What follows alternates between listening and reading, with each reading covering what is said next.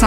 Une directive européenne protégeant le secret des affaires a été adoptée jeudi 13 avril dernier, malgré de nombreuses oppositions, notamment celles d'organisations non gouvernementales, une vingtaine d'organisations syndicales, d'associations, également de nombreux journalistes qui ont lancé une pétition européenne Stop Trade Secrets et également une pétition lancée en France par la journaliste Élise Lucet, car elle est rédactrice en chef de l'émission de télé diffusée sur France 2, Cash Investigation, et cette émission existe depuis maintenant 4 ans.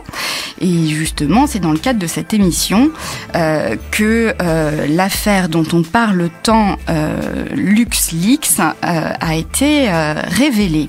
Alors, il y a eu 540 000 soutiens dans cette pétition et malgré tout ceci, les eurodéputés ne se sont visiblement pas laissés impressionner par ces arguments et ce mouvement, puisqu'ils ont voté à une très large majorité, 77%, le texte proposé par la Commission européenne. Il y a eu exactement 503 pour, 131 contre, 18 abstentions et puis 99 absents tout de même. Ce texte vise à protéger les entreprises contre l'espionnage économique et industriel. Selon les journalistes qui s'opposaient à ce projet, les sources seraient les premières victimes de cette censure qui découlerait de la protection du secret des affaires. Je rappelle que George Orwell, journaliste et écrivain anglais, disait « Le journalisme consiste à publier ce que d'autres ne voudraient pas voir publié. Tout le reste n'est que relations publiques. » Alors, est-ce que le secret des affaires constitue une menace pour les journalistes et les citoyens lanceurs d'alerte ? Y a-t-il une remise en question du droit à l'information, de la liberté d'expression et d'information, qui est garantie en France par la loi du 29 juillet 1881 ? Pour en débattre aujourd'hui, je reçois un avocat, Olivier Cousy, et un journaliste, écrivain, Frédéric Nicolas. Bonjour à tous les deux. Bonjour. Bonjour. Olivier Cousy, vous êtes associé du prestigieux cabinet Gide, fondé à Paris en 1920. Bien sûr, vous n'y travaillez pas depuis le début. Vous exercez en droit de la propriété intellectuelle, droit des télécommunications, médias et technologies. Vous êtes également ancien secrétaire de la conférence, ancien membre du Conseil de l'Ordre de Paris, et vous vous présentez cette année aux prochaines élections au bâtonnat. Alors, on a reçu à 2 reprises sur cette radio Frédéric Sicard, comme vous le savez, bâtonnier. Vous vous présentez avec une vice-bâtonnière, Nathalie Roré, que j'aurai certainement le plaisir de recevoir dans le cadre d'une émission sur la cybercriminalité. Elle intervient notamment sur ces questions. Face à vous aujourd'hui, il n'y a pas un concurrent pour ces élections au bâtonnat, mais un journaliste, Frédéric Nicolas, ancien éditeur également. Vous êtes aussi écrivain d'un livre qui vient de paraître aux éditions Kawa, petit éditeur, mais tout de même qui monte. On peut trouver ce livre, La France qui gagne à être connue, que j'ai beaucoup apprécié. D'ailleurs, j'ai fait un article dans la revue de la NACED qui est maintenant regroupé avec le Barreau de France, grâce à Jacqueline Sauquet-Claire Lafont.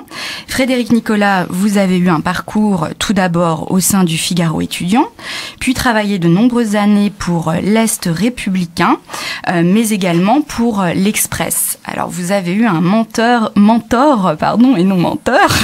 Le lapsus je ne sais pas. Un grand journaliste qui était Pierre Taribo. Oui, donc vous allez pouvoir avoir un certain recul sur le sujet, puisque lui aussi a fait de la politique, donc il était il a arrêté avant d'en faire. Oui, tout à fait, avant, mais bon, disons qu'il s'y intéressait déjà grandement. Il avait soutenu, je crois, Bayrou. Tout à fait. Il a écrit 2 livres sur lui. Très bien. Il a récidivé. Alors, en début de semaine, mardi 26 avril, c'est ouvert devant la justice du Luxembourg le procès du scandale LuxLeaks qui devrait se tenir jusqu'au 4 mai prochain. 3 Français comparaissent pour violation du secret des affaires, dont les lanceurs d'alerte Antoine Deltour et Raphaël Allais, ainsi que le journaliste Édouard Perrin, qui travaille notamment pour France Télévisions et a participé à cette émission Cash Investigation que j'évoquais tout à l'heure. Tous les trois risquent tout de même 5 ans de prison, 1 250 000 € d'amende. Je rappelle qu'en 2014, Antoine Delcourt, qui travaillait pour PwC, cabinet d'audit, d'expertise comptable et conseil que tout le monde connaît bien puisqu'on parle sans cesse, il a remis donc au journaliste Édouard Perrin des documents révélant l'existence d'accords fiscaux conclus entre le Luxembourg et plus de 300 multinationales afin d'organiser leur exil fiscal. Il est accusé aujourd'hui de complicité de vol domestique, d'accès au maintien frauduleux dans un système informatique, de divulgation de secrets d'affaires, de violation de secrets professionnels et blanchiment, détention des documents soustraits. Ça donne tout de même le vertige. La grande question de cette émission, comment concilier l'inconciliable ? Les entreprises et le secret des affaires, il y a des emplois tout de même derrière, et aussi la liberté d'expression et d'information. Les citoyens ont le droit de savoir. Est-elle mise en danger ? Je cite un extrait de la directive sur le secret des affaires adoptée par le Parlement européen du 14 avril pour qu'on sache bien de quoi on parle et qu'Olivier Cousy, avocat, puisse nous expliquer les termes. Parce qu'on dit souvent que cette directive est trop vague et qu'il y a un réel danger. Alors je cite donc cette directive sur le secret des affaires. Les mesures, les procédures et réparations prévues par la présente directive ne devraient pas entraver les activités des lanceurs d'alerte. Pourtant, elle permet aux entreprises de porter plainte de façon très large contre toute divulgation d'informations commerciales et les informations technologiques lorsqu'il existe à la fois un intérêt légitime à l'égard des confidentiels et une atteinte légitime de protection de cette confidentialité. Alors Olivier Cousy, tout d'abord, qu'est-ce qu'un lanceur d'alerte ? Alors il n'y a pas de définition du lanceur d'alerte qui soit commune à l'ensemble des pays européens, et d'ailleurs la directive dans son texte qui a été voté est intéressante parce que pour la première fois, elle introduit le concept de lanceur d'alerte. Donc il y a bien dans la directive telle qu'elle a été votée, après différents échanges et différentes critiques, avant même les dernières critiques au moment du vote, il y a eu la prise en compte de la nécessité d'encadrer cette fonction de lanceur d'alerte qui est simplement d'informer lorsqu'une personne en charge d'une activité découvre ou soupçonne une infraction, une activité illicite, un comportement qui serait contraire à l'éthique. On verra que ce sont des choses un peu différentes en termes juridiques, mais c'est bien l'idée que le lanceur d'alerte doit pouvoir communiquer des informations qu'il considère comme étant contraires à la loi ou à l'éthique ou à l'intérêt de l'entreprise. C'est pas une notion nouvelle, elle existe, il y a un devoir d'alerte qui existe chez un certain nombre de fonctionnaires en France, par exemple. C'est pas une notion nouvelle dans le sens où il y a des obligations d'information, de dénonciation de crimes ou de délits qui peuvent pour peser sur des enseignants, qui peuvent peser sur des gens qui ont une certaine autorité, quand il y a des mineurs en cause. Enfin, il y a un certain nombre de dispositions qui existent, qui créent ou qui protègent ces lanceurs d'alerte.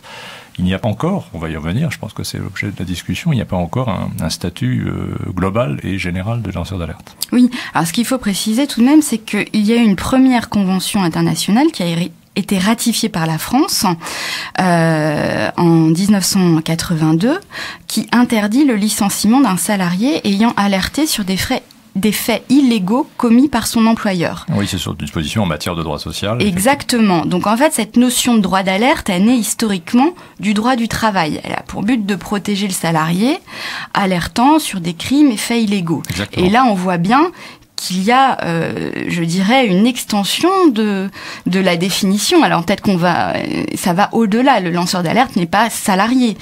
Ça peut être un citoyen lambda. Alors la dernière contribution en France, c'est une étude du Conseil d'État qui a été mise à la disposition du public en avril, donc c'est très récent, ça remonte au début avril 2016. Et le Conseil d'État considère, sous forme de 15 propositions, qu'il faut centraliser l'information, qu'il faut permettre aux lanceurs d'alerte d'abord d'être informés sur leurs droits, de savoir auprès de qui ils doivent éventuellement porter des informations qu'ils considéreraient comme répréhensibles, et la notion effectivement de protection de ce lanceur d'alerte. Une notion aussi intéressante que soulève le Conseil d'État, qui est la progressivité de l'information, c'est-à-dire de dire un lanceur d'alerte doit d'abord informer son supérieur hiérarchique ou dans l'entreprise, et le Conseil d'État propose que soit créée une sorte de fonction dans l'entreprise qui serait une fonction éthique qui aurait pour objet de recueillir ces informations. Donc l'idée est de dire il y a une nécessité, il y a un droit de savoir, c'est un droit d'être informé, et ce droit de savoir doit être mieux encadré, organisé pour que... Moi, j'ai rencontré Antoine Deltour à Bruxelles à l'occasion d'un débat devant la commission juridique du Parlement européen. On a effectivement des situations individuelles qui sont, pour certaines, dramatiques. C'est-à-dire que les lanceurs d'alerte se retrouvent dans des situations d'isolement. Oui, on en reparlera. Voilà, dans des situations économiquement très très difficiles, et donc il y a besoin d'encadrer cette situation, de les aider, de leur apporter un soutien juridique, parce qu'il y a beaucoup d'affaires et de procès, et un soutien financier qui peut se faire sous forme d'appel à des dons, mais qui peut aussi se faire sous forme de contribution des différents métiers. Pour aider à payer les frais également pour la défense. À chaque fois on revient sur les frais énormes d'avocats. Non, pas seulement d'avocats, mais c'est vrai que ne serait-ce que des frais aussi de protection, et puis d'hébergement, de son travail, de la vie le quotidien. Exactement. Alors, l'avocat peut être aussi receveur, si je puis dire, d'informations. Vous parlez de création de commissions éthiques, mais c'est déjà le cas. L'avocat peut recevoir un client et finalement accueillir des informations. Alors, comment doit-il le gérer ?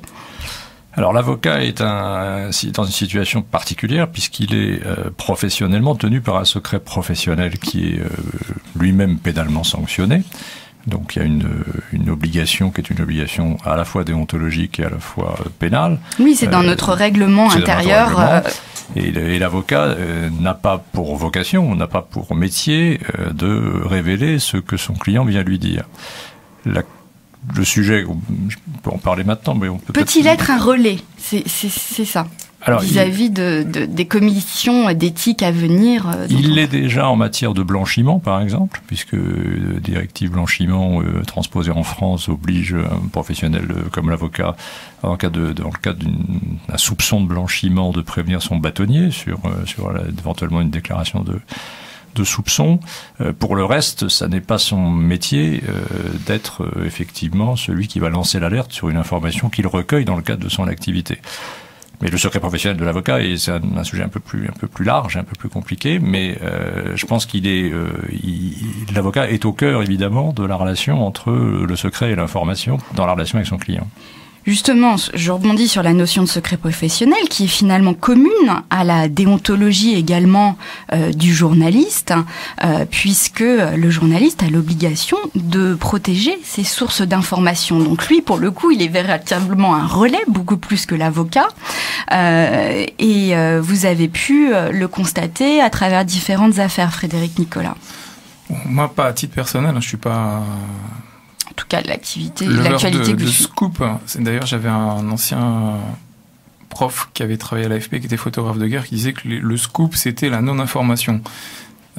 Aujourd'hui, avec Internet, c'est vrai qu'on est face à plein de mini-scoops. Bon, là, on parle pas de scoop du tout. J'ai repris un article du magazine La Vie. Je l'ai vu récemment intervenir à la télé. Donc, quel c'est numéro ? du 7 avril 2016, d'accord. C'est très récent. Donc le titre c'est Panama, point d'interrogation, ce n'est que la partie émergée de l'iceberg. Donc c'est une spécialiste des paradis fiscaux qui parle au CCFD Terre Solidaire, c'est Lucie Vatrinet. Je l'ai vu récemment intervenir sur BFM à côté de Denis Robert, donc Denis Robert qui était un des précurseurs finalement. Oui, là vous parlez de l'affaire des Panama Papers. Voilà, des Panama Papers, mais bon, au-delà, il y a eu effectivement l'affaire il y a une quinzaine d'années avec Denis Robert, qui se passait étrangement déjà au Luxembourg, donc rien de neuf sous le soleil, on va dire, pour les journalistes et les enquêteurs. Là, on est peut-être face, avec la mondialisation, face à quelque chose qui est peut-être encore plus gigantesque, c'est ce qu'elle dit elle-même, hein, je reprends ses mots, donc c'est 1500 fois supérieur à celle du lanceur d'alerte Julian Assange. Donc oui. Voilà, rien à voir non plus avec les épisodes HSBC Leaks ou UBS Leaks. Ou même Clearstream. Enfin, voilà. Cette affaire des Panama Papers est la plus grosse fuite d'informations qui a jamais été exploitée par les médias. Il faut rappeler quand même que ça a touché 76 pays. Le Monde écrivait plusieurs articles récemment et également 108 autres rédactions. Donc c'est une affaire c'est la première fois qu'il y a une ampleur telle de fuite d'informations. Il y a eu 11,5 millions de fichiers tout de même qui ont été communiqués. C'est impressionnant. Ce qui est impressionnant, c'est possible aujourd'hui avec les moyens numériques et Internet, clairement. Alors, je suis pas un spécialiste de la question, donc au niveau bien au-delà de la France. Et effectivement, donc ce que dit toujours Mme Vatrinet, que les journalistes soient prêts à passer des mois sur une telle enquête, c'est bon signe. Bon, là, c'est des années. Effectivement, on arrive à une victoire politique et médiatique qui est énorme. Effectivement, il y a une protection des sources qui est vitale pour les personnes qui ont mis leur vie clairement en jeu en dévoilant ces sources. Alors, il semblerait que seuls 5 pays au sein de l'Union européenne disposent d'une réelle protection des lanceurs d'alerte, puisqu'on disait il n'y a pas de définition tout à l'heure, vous le disiez Olivier Cousy, mais la France tout de même a un dispositif, vous l'évoquiez, le Royaume-Uni, le Luxembourg, la Roumanie, la Slovénie. Vous avez évoqué également la loi relative à la lutte contre la fraude fiscale, qui permet finalement de dénoncer certaines mesures qui sembleraient illégales. Alors le problème en matière fiscale, c'est quelle est la frontière entre la légalité et l'illégalité. On sait que les lois évoluent, et puis lorsque l'on travaille à l'international comme vous le faites, vous pouvez expliquer à nos auditeurs qu'il n'est pas interdit d'orienter son client vers d'autres pays pour faire de l'optimisation fiscale. Alors là, on parle plus du secret professionnel peut-être que du secret d'affaires, mais il y a un lien entre les deux. Pouvez-vous nous expliquer justement comment l'avocat réussit à concilier les deux ?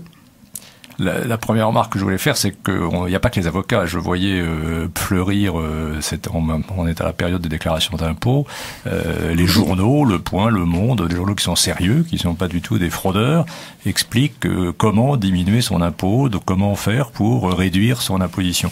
Donc le principe même de la réduction de l'impôt ne me paraît pas une infraction par nature. Et en tout cas, sinon, il faudrait effectivement attaquer ces journaux.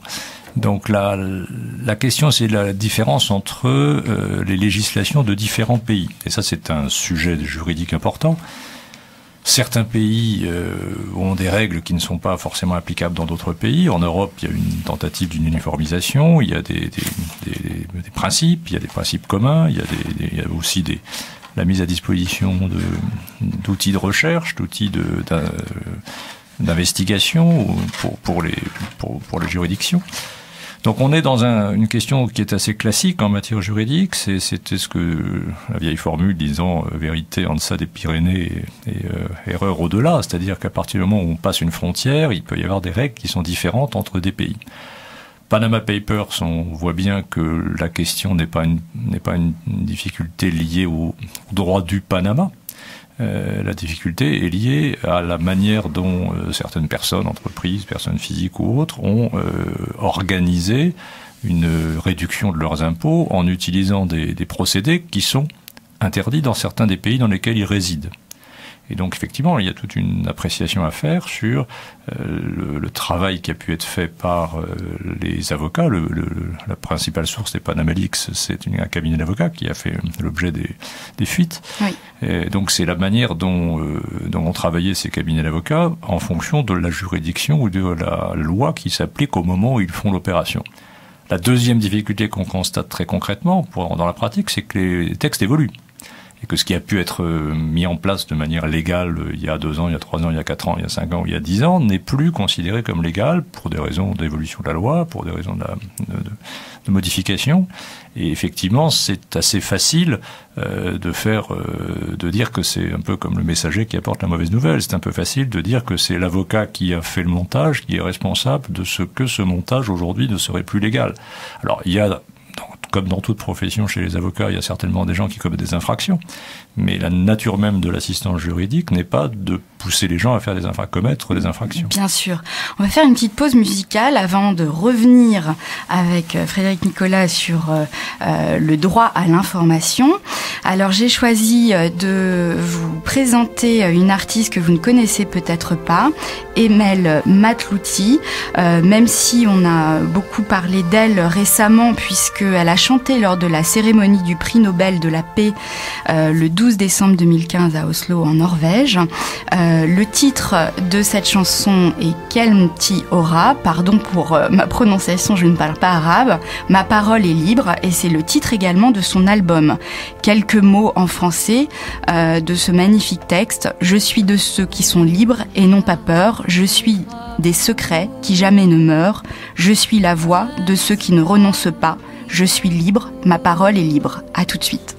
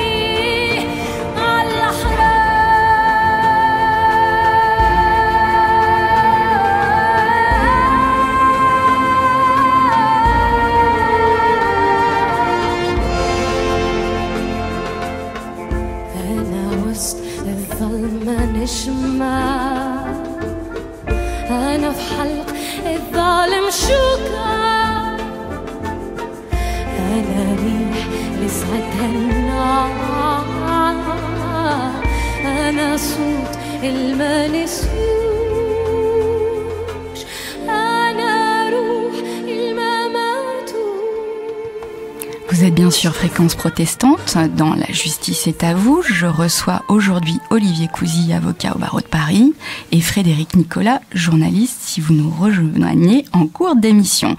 Alors aujourd'hui, on traite du secret des affaires. Les journalistes, les lanceurs d'alerte sont-ils en danger? Le droit à l'information de manière plus générale est-il en danger? Alors je vais revenir sur la définition du secret des affaires dans la directive. Je cite: Il s'agit du savoir-faire ou de l'information qui devrait avoir une valeur commerciale, effective ou potentielle. Ces savoir-faire ou informations devraient être considérés comme ayant valeur commerciale, par exemple lorsque leur obtention, utilisation ou divulgation illicite est susceptible de porter atteinte aux intérêts de la personne qui en a le contrôle de façon licite, en ce qu'elle nuit au potentiel scientifique et technique de cette personne, alors quand on dit personne, c'est personne morale aussi, des entreprises, à ses intérêts économiques ou financiers, à ses positions stratégiques ou à sa capacité concurrentielle. Je reprends mon souffle. Olivier Cousy, pourriez-vous décrypter cette définition pour nos auditeurs, parce qu'on lit tout dans la presse aujourd'hui, et je pense qu'il faut quand même revenir au terme de cette définition. Parce qu'il y a le conditionnel, devrait être considéré. Alors, comment doit-on l'interpréter ?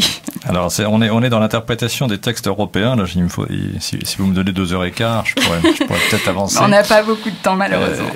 Il y a deux dimensions à prendre en compte. La première, c'est qu'on est dans une directive, c'est-à-dire dans un texte qui a vocation à inciter les États à mettre en place des régimes législatifs ou réglementaires. Donc, par définition, la directive est assez large. On peut même dire qu'elle est un peu floue, mais c'est aussi parce qu'elle laisse aux États la possibilité d'adapter différemment dans chacun des pays les principes qu'elle instaure. Donc ça, c'est la première explication sur le caractère un peu compliqué ou un peu difficile à comprendre. Mmh. Le deuxième, c'est qu'on parle de quelque chose qui est très concret. En revanche, il faut garder à l'esprit que aujourd'hui, et surtout avec les systèmes d'information, avec Internet, avec la digitalisation de l'information, il y a près d'un quart des entreprises qui sont susceptibles d'avoir ou d'être écoutées, pillées, d'avoir des informations qui sortent de cette entreprise et qui sont communiquées à soit des concurrents, soit des personnes plus ou moins bienveillantes, et que donc il est nécessaire, et il était nécessaire d'instaurer un principe de protection. Le principe de protection, il est clair. Qu'est-ce que l'on protège ? Ça, c'est aussi un peu moins clair, mais l'idée de la directive, l'idée forte, c'est qu'il y a une période entre lorsque vous décidez vous prenez une décision dans une entreprise de fabriquer un nouveau produit, de lancer une nouvelle chaîne, d'aller investir dans un autre pays, de faire un partenariat avec une autre activité. Il y a une période dans laquelle, entre le moment où cette décision est prise et le moment où elle est mise en application, il y a une période qui appelle le secret, qui appelle nécessairement le secret. Parce que si vous avez décidé de lancer un nouveau produit, avant que ce produit soit mis en œuvre, qu'il soit protégé par d'autres textes comme la propriété intellectuelle, la propriété industrielle ou Oui, il y a une phase de recherche et développement. Et c'est cette phase de recherche et développement que la directive cherche à protéger. À condition, et c'est ce qui est dit dans le texte, à condition que l'entreprise mette en place les moyens pour se protéger. On ne veut pas protéger les gens qui ne se protègent pas. Donc la directive dit deux choses. Elle dit aux entreprises, attention, vous êtes soumis à un espionnage dont vous ne vous rendez pas compte. Ça peut être la NSC, ça peut être l'administration française dans le cadre des lois de surveillance pour divers sujets dont on reparlera peut-être.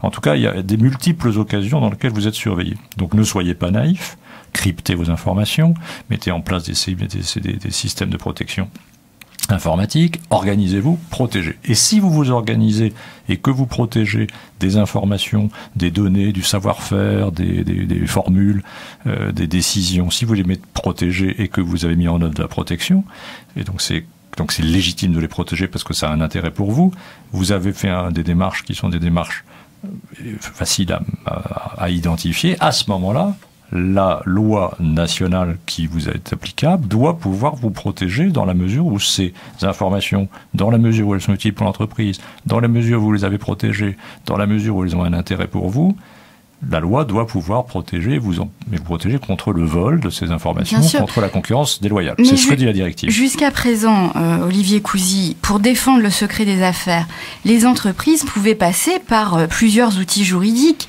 Il y a le droit à la propriété intellectuelle, vous l'évoquiez, le droit pénal. Il y a tout de même des infractions, notamment prévues par la loi Godefroy. Toutes ces infractions qui sont liées à intrusion dans des systèmes de base de données qui étaient protégés. Mais en fait, si je comprends bien, ce que vous voulez dire à nos auditeurs, c'est que le nouveau texte européen va protéger plus précisément contre l'espionnage économique en peut-être permettant aux États, notamment la France, d'avoir une vraie définition de ce délit qui n'existe pas. C'est exactement ça. C'est mettre en place en France une disposition qui soit similaire à ce qui existe déjà aux États-Unis, par exemple. Exact. Alors c'est vrai qu'il est interdit de pénétrer sans autorisation sur un système informatique, vous l'avez dit, il est interdit de voler tout simplement, mais on se rend compte que ces infractions qui sont assez spécifiques ne sont pas suffisantes pour protéger le principe. Là, vous l'avez. En plus, il y a un aspect qui est très intéressant, c'est que la directive ne dit pas si cette protection est une protection pénale ou civile. Elle laisse aux États le fait de savoir on va peut-être renforcer l'arsenal juridique sur le plan pénal, ou sur le plan de la concurrence déloyale, ou sur le plan pénal. Ça, chacun des pays aura une certaine latitude, puisqu'on est encore une fois dans le cadre d'une directive qui doit être transposée. Dans les 2 ans. Dans les 2 ans. Alors ça, dans les 2 ans. Parfois, on dépasse le délai. La France n'est pas forcément le meilleur élève dans ce domaine, mais les autres pays non plus. Mais en tout cas, il y a un délai de 2 ans principe. Voilà, donc on n'est pas. Si on reprend quelques exemples très très concrets, il y a eu des affaires où on avait ça remonte à assez longtemps, où il y avait des visiteurs japonais d'une entreprise américaine qui avaient trempé régulièrement leur cravate dans un bain de développement de photos pendant toute la visite, et à la sortie, le directeur de l'usine américaine leur a offert des nouvelles cravates pour récupérer les cravates qui étaient imbibées dans des petites éponges de test. Donc ça peut être un espionnage industriel assez caricatural comme celui-là, oui. Ça peut être des choses plus compliquées, plus sophistiquées, et avec les informations aujourd'hui. Frédéric Nicolas en parlait, avec l'Internet. L'Internet, l'intelligence économique, il y a quand même des outils qui sont très très performants. Frédéric Nicolas, justement, est-ce que selon vous, à la lecture et au décryptage de cette définition, assez brève, il y aurait tant à dire, mais est-ce que selon vous, les entreprises vont être plus protégées que les journalistes, et est-ce qu'il y a une mise en péril du droit à l'information ? Bon, j'ai donné 2 avis. L'avis des entrepreneurs que moi je suis depuis 10 ans, et c'est évident, aujourd'hui il ne faut pas être naïf, j'étais en Chine en 2003 ou dans d'autres pays, il faut impérativement que les entreprises, notamment les PME, les TPE, les PMI, soient protégées par le droit français et le droit européen. Sans aller jusqu'au TAFTA là, qui va probablement pas aboutir, mais il faut qu'elle soit protégée. Oui, du point de vue journalistique. Juste un mot. Aujourd'hui en Europe, il n'y a que la Suède qui dispose d'une loi exclusivement consacrée à la répression des atteintes au secret des affaires. Donc il faut qu'on avance. Voilà, du point de vue journalistique, il y a eu quelques affaires avec les OGM, avec Monsanto, avec des affaires d'espionnage industriel, avec des enjeux qui sont colossaux, parce qu'effectivement, il y a des emplois derrière. Dans la défense, évidemment, j'en parle même pas. On voit aujourd'hui, vu le contexte géopolitique, un certain succès de la France dans ce domaine-là. Mais effectivement, dans l'automobile, il y a des enjeux qui sont gigantesques. Donc, je pense que les journalistes, d'une manière globale, générale, 99% sont conscients aujourd'hui, ont une culture économique et comprennent ça, clairement. Après, effectivement, il y aura toujours quelques tireurs d'alerte ou lanceurs d'alerte sur des scandales, et c'est la démocratie. Après, ma question, est-ce que le temps judiciaire va être suffisant entre, je pense à la marque Layol, tout simplement, en Auvergne, pour arriver, voilà, il n'y a pas de protection à l'INPI, on trouve des faux Layol partout, pour arriver à une réplique juridique qui puisse sauver et l'entreprise si c'est une PME et les emplois derrière. Oui. Alors, les lanceurs d'alerte, on disait, peuvent être visés, voire leur vie complètement détruite. Il y a le cas de l'affaire Snowden, ce jeune américain qui finalement maintenant a un droit de résidence en Russie jusqu'en 2017, fin 2017 je crois. Il y a aussi une affaire qui concerne la France, celle du Mediator. Le journal Le Monde faisait à nouveau une interview d'Irène Frachon qui a joué un grand rôle dans cette affaire. Et il y a eu une véritable chasse à l'homme aussi du journaliste Georges Chiche, qui journaliste d'Envoyé spécial. On voit des vies basculer. Complètement. Tout de même. Quel est votre... évidemment, vous êtes, comme tout être humain, je pense, touché, mais finalement, est-ce qu'on met en balance la vie d'un homme par rapport... parce que là, il protège. Dans le cadre du Mediator, il y a quand même eu des centaines de victimes, et grâce à leur courage, et le relais après de ce médecin pneumologue Irène Frachon, on a finalement réussi à retirer du marché ce médicament. Donc... Je pense qu'à un moment donné, quelqu'un qui voit des choses qui sont totalement anormales, comme le Mediator, sur une période d'années qui dure très longtemps, quelque part, il est sain que ça sorte dans la presse pour stopper. Là, c'est la vie des gens qui est en jeu. Donc évidemment,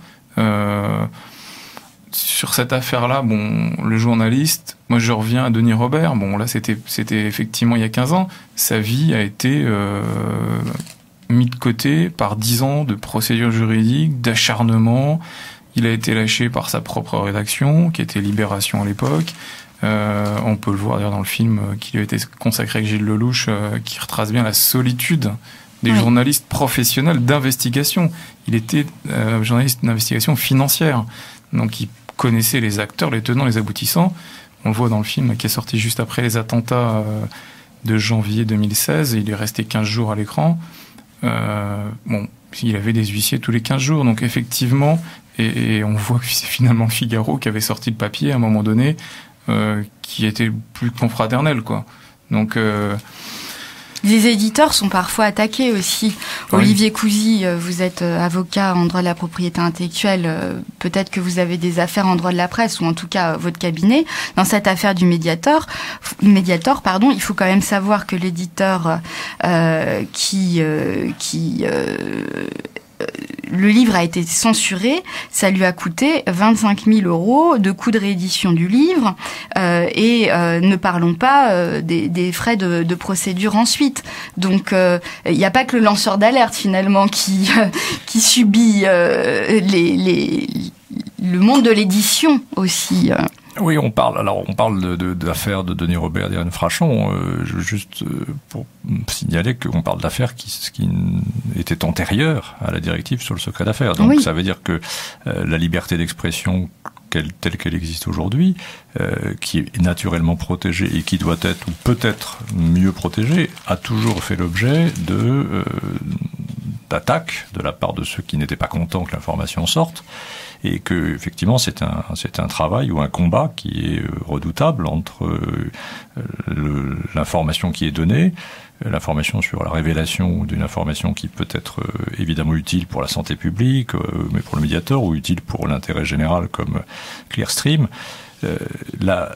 Après l'appréciation qui est faite entre cette liberté d'expression et les limites de cette liberté d'expression dans le cadre des lois qui existent en France depuis le 19e siècle, sur la liberté d'expression, sur la liberté de l'édition, cette appréciation elle est faite par le juge. Et je rejoins tout à fait ce que vous disiez, Frédéric Nicolas. C'est vrai que là, on a probablement aujourd'hui encore plus dans un monde où on est dans l'immédiateté, on est dans la réaction, on est dans l'émotion en permanence. On voit bien que il y a une insatisfaction du fait de dire c'est pas possible d'attendre 2 ans, 3 ans, 4 ans, 5 ans de savoir si finalement on a eu raison de dénoncer ou pas raison de dénoncer, ou est-ce qu'en dénonçant on a commis une infraction ou on n'a pas commis une infraction. Et cette attente, cette durée, le coût du procès, cette situation humaine, elle est effectivement tout à fait scandaleuse. Alors, c'est pas lié à la définition de la liberté d'expression ou la définition du secret. Elle est liée, alors c'est d'autres sujets, on peut en reparler. Elle est liée au fait que la justice n'a pas de moyens et que la France fait partie des pays qui considèrent qu'il ne faut pas consacrer de l'argent à sa justice. Donc c'est un autre débat. Mais l'efficacité du temps judiciaire par rapport à l'efficacité du temps journalistique, c'est un vrai sujet de société, un vrai sujet de démocratie. Et c'est vrai qu'on ne peut pas présupposer, autant on peut pas interdire, on peut pas limiter le droit des lanceurs d'alerte à lancer des alertes lorsqu'ils l'estiment justifiées. De même, on ne peut pas présupposer non plus qu'un lanceur d'alerte est nécessairement, parce qu'il est lanceur d'alerte, exempt de tout reproche ou de toute critique au regard juridique ou judiciaire. Il peut s'avérer effectivement que il a transfigurer la réalité en fait en donnant qu'une partie ou qu'il a donné qu'une partie et finalement on n'a pas toutes les informations qui permettent d'apprécier la réalité de l'affaire. Donc absolument. Derrière il y a des emplois aussi, on met des vies en danger aussi, celles des salariés qui travaillent pour l'entreprise. Un scandale, une entreprise peut très bien ne jamais s'en remettre. Exactement. Bon, on voit l'histoire de Buffalo Grill où effectivement le président de Buffalo Grill n'a même jamais été mis en examen et a fait l'objet d'une procédure pendant plusieurs années jamais été renvoyé devant le tribunal, mais était d'une mise en examen qui a duré des années. Donc ce sont des sujets délicats, c'est vrai que ce sont des sujets d'équilibre, des sujets alors on peut en parler ici dans le cadre d'une émission de radio qui est à la fois intelligente et posée et mesurée. C'est vrai qu'on tourne très vite à l'invective dès qu'on est sur des médias comme Twitter ou qu'on est sur des médias de télévision, d'instantanéité, où chacun doit avoir raison, avoir tort. Ce sont des sujets difficiles. Moi, je pense que la première des protections du lanceur d'alerte, c'est probablement de permettre à ce lanceur d'alerte, alors le Conseil d'État par exemple propose, qui me paraît une bonne idée, de dire que le défenseur des droits en France, qui est l'ancien médiateur de la République, qui est devenu le défenseur des droits, serait ou se verrait confier une mission plus large, qui serait une sorte de mission de filtre ou de tri ou en tout cas d'écoute de ces lanceurs d'alerte dans le cadre d'une confidentialité, dans le cadre d'un secret. Il y a aussi, et je reviens sur la profession d'avocat, il y a quand même aussi le fait que un lanceur d'alerte peut effectivement, dans le cadre de sa démarche, saisir un avocat pour saisir un avocat pour l'aider à faire l'analyse juridique qui consiste à savoir si oui ou non ce qu'il considère comme illicite est illicite, ou ce qu'il considère comme étant va être dénoncé doit être dénoncé, sous quelle forme. Donc, il peut y avoir de l'assistance aux lanceurs d'alerte qui doit être mise en place pour éviter cette solitude, éviter de partir dans des directions qui sont des directions qui après pourraient se retourner contre lui. C'est ce qui est très bien expliqué justement sur le site d'une association Transparency International France. Je ne sais pas pourquoi ils ont choisi c'est une association française créée en 95 et récemment il y a un haut conseil qui a été constitué, notamment avec l'ancien bâtonnier Dominique de la Garandrie. On a aussi une autre avocate, Corinne Lepage. Il y a également le directeur du Nouvel Observateur, Laurent Geoffrin. Il y a également Thomas Legrand, éditorialiste politique à France Inter. Donc là, on voit bien du coup que les avocats et journalistes sont pas du tout opposés. Ils travaillent ensemble il faut un esprit collaboratif. Additionner les talents, absolument. Voilà. Et donc, vous trouverez sur le site www.transparency avec un y-france.org plus d'informations, et il y a un guide qui explique qu'est-ce qu'on doit faire lorsqu'on trouve des informations, à qui doit-on s'adresser, à la presse, à un avocat, à une association qui va vous protéger, donc c'est le guide pratique à l'encontre des lanceurs d'alerte français que je tenais à signaler. Alors pour revenir mais juste pour Transparency International, c'est parce que c'est la filiale française de l'ONG Transparency International. Ah voilà, parce que je me disais, merci. J'ai pas trouvé l'information faute de temps, et je me demandais bêtement pourquoi. D'accord, c'est quand même une filiale française, d'accord, d'une ONG importante, très puissante, très puissante, et dans laquelle d'ailleurs il y a beaucoup d'avocats, y compris un de mes anciens associés qui s'appelle Jacques Terret, que je salue ici s'il nous écoute. Très bien, donc j'ai mal fait mon travail de journaliste là cette fois. non, mais je prends on ne peut pas tout savoir. Alors merci pour la précision. Pour revenir sur les solutions à venir, puisque finalement la directive, et on va terminer là-dessus, le projet de loi sur la transparence, la lutte contre la corruption et la modernisation de la vie économique sera débattu à l'Assemblée nationale à compter du 7 juin prochain. Et là, on propose la création d'une agence anticorruption qui pourra recueillir anonymement le témoignage des lanceurs d'alerte. Donc là, peut-être une solution aussi, sur un point très particulier sur la corruption, mais voilà des solutions très concrètes.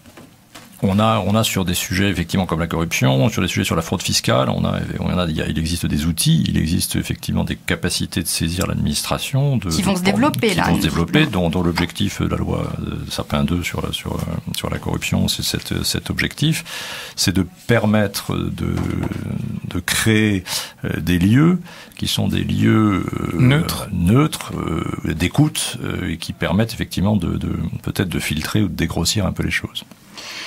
Alors, pour conclure cette émission, je voulais citer un livre qui vient de paraître vendredi dernier. Donc, j'ai pas eu le temps de le lire, mais j'ai échangé avec un des auteurs. Donc, ils sont deux. Ce livre est intitulé tout simplement Le secret des affaires, paru aux éditions LexisNexis le 22 avril dernier. Donc, les co-auteurs sont Sabine Marcelin et Thibaut Dumanoir de Joye, qui travaillent beaucoup sur les questions d'intelligence économique. Et donc, c'est un pavé quand même, 322 pages, donc il faut être passionné par le sujet. Mais en tout cas, ils sont dans la prospective, ils s'interrogent sur les solutions, sur la question du secret des affaires, qui concerne finalement toutes les entreprises et intéresse l'ensemble des opérateurs économiques. Et selon les auteurs, cette protection est légitime. Il faut proposer les modalités de protection. Vous pouvez l'acheter en ligne sur la boutique de LexisNexis. Je vous remercie beaucoup pour votre éclairage, Olivier Cousy. Merci également Frédéric Nicolas. Je voulais juste ajouter, puisque l'école de guerre économique fait des formations sur l'intelligence économique à Paris dans le 7e qui sont d'un très bon niveau. Voilà. Très bien. Merci, on le mettra sur le site.